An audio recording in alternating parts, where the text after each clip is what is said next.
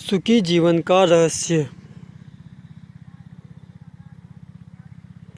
एक महान संत हुआ करते थे जो अपना स्वयं का आश्रम बनाना चाहते थे, जिसके लिए वो कई लोगों से मुलाकात करते थे। एक जगह से दूसरी जगह यात्रा के लिए जाना पड़ता था।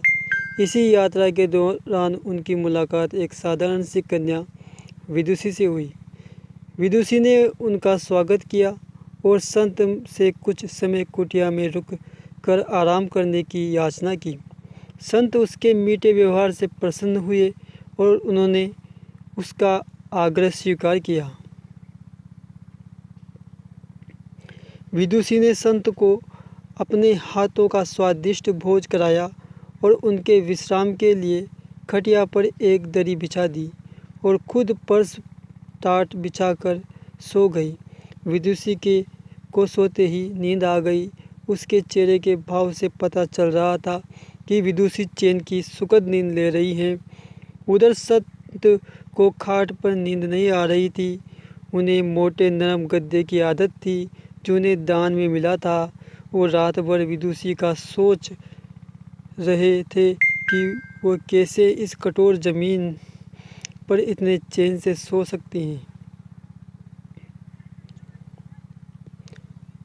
दूसरे दिन सवेरा होते ही संत ने विदुषी से पूछा कि तुम कैसे इस कठोर धरा पर इतने चैन से सो रही थी। तब उसने बड़ी सरलता से उत्तर दिया, हे गुरुदेव, मेरे लिए मेरी ये छोटी सी कुटिया एक महल के समान ही भव्य है। इसमें मेरे श्रम की महक है। अगर मुझे एक समय भी भोजन मिलता है तो मैं खुद को भाग्यशाली मानती हूँ। जब दिन भर के कार्यों के बाद मैं इस धरा पर सोती हूँ तो मुझे माँ की गोद का आत्मीय एहसास होता है। मैं दिन भर के अपने सत्कर्मों का विचार करते हुए चैन की नींद सो जाती हूँ। मुझे एहसास भी नहीं होता कि मैं इस कठोर धरा पर हूँ। यह सब सुनकर संत जाने लगे। तब विदुषी ने पूछा, हे गुरुवर, क्या मैं भी आपके साथ आश्रम के लिए धन एकत्र करने चल सकती हूँ।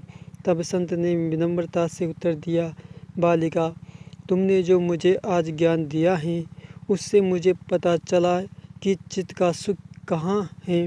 अब मुझे किसी आश्रम की इच्छा नहीं रह गई।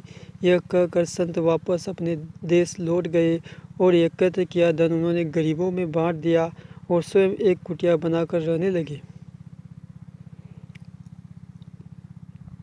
आज शिक्षा इसकी यह है कि आत्म शांति एवं संतोष ही सुख जीवन का रहस्य है। जब तक इंसान को संतोष नहीं मिलता वो जीवन की मोह माया में फंसा ही रहता है, और जो इस मोह माया में फंसता है उसे कभी चैन नहीं मिलता।